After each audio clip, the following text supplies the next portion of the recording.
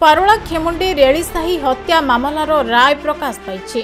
दीर्घ 16 वर्ष पर यह घटन संपृक्त 16 जन अभियुक्तों मध्य 14 जन को आजीवन कारादंडादेश शुणाई पारोला खेमुंडी अतिरिक्त जिला दौरा जज प्रदीप कुमार सामल।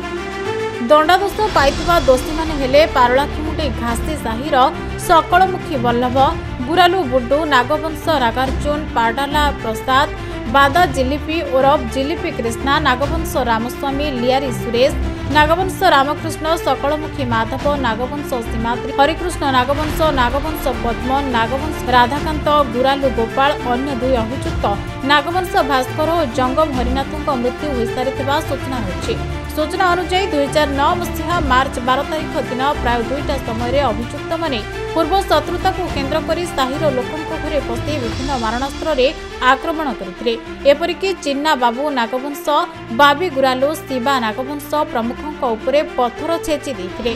खबर पाई पुलिस घटनास्थल में पहुंची स्थिति को आयत्त करने गुरुतर भाव आहतों को हस्पिटाल में भर्ती करते। तेबे चिकित्साधीन अवस्था से मास 18 तारिख दिन शिवा नागवंश हस्पिटाल ही प्राण हराई। 12/3/2009 रे होली दिन दीपर 2टा बेले जो घासी साहिर अंजली घर कबाट को साबुड़े भांगी मुदाला माने जिते चिन्ना बाबू नागवंश, बाबी गुरालू, शिवा नागवंश एम सब शुईते आक्रमण करते जनक उपर पत्थर छेची देते एवं परवर्ती पर्यायर से हृदबोध कले से मरी जाइए।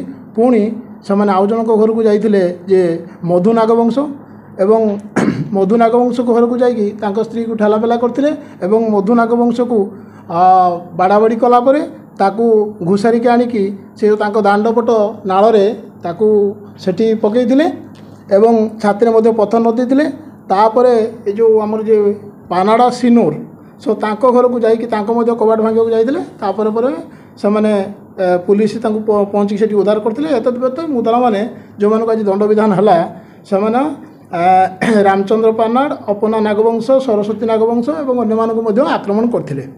एथिरे कोर्ट विचार करी विभिन्न साक्षी मानकर बयान को भित्तिभूमि करी एवं विभिन्न डॉक्यूमेंट को आधार करी मान्यवर एडिशनल डिस्ट्रिक्ट जज श्रीयुक्त प्रदीप कुमार सामल समस्त आसामी मानक विधान करचंती। सेथिरे आसामी मानक 47, 148, 452, 427, 341, 326, 307, 506 एवं 302 एवं मोट पर 302 रे से लाइफ इम्प्रिजमेंट कर समस्त यही सब अफेन्स रे से सश्रम कारादंड कर कौन से गोटे गोटे अफेन्स फाइन कर अनादाय फाइन है दंड विधान व्यवस्था कर 302 रे लाइफ इम्प्रिजमेंट करने सहित डिफल्ट 10,000 टका जरिमाना कर जरिमाना अनादाय हेले से जेल जीवार व्यवधान प्रावधान निर्देश देते। जो मुदाला माने थिले 16 जन मुदालांकर विचार चलता से 2 जन देहांत होता एवं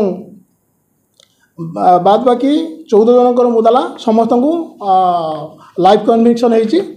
मान्यवर जज आज न्याय राय प्रकाश कर। गजपति हेमंत प्रधान को रिपोर्ट खबर ओडिशा।